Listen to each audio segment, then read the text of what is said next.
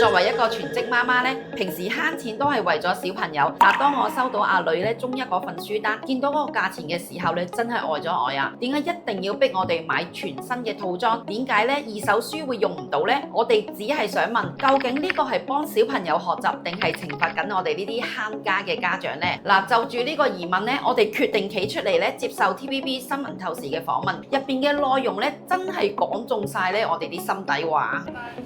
姐姐可唔可以唔講下啱啱買咗啲咩啊，同埋心情嘅？啱啱就買咗個書包啦、筆記簿、漿糊筆、熒光。一句嘢嚟形容你嘅感受，你會講下？好似我哋嘅庫房一樣，財赤，係啦。點解會有咁樣嘅感受？呢個真實嘅，呢個作為中一家長嘅你哋，又有冇呢啲嘅感受呢？記得留意8月29號星期六晚上7點新聞透視播出嘅節目。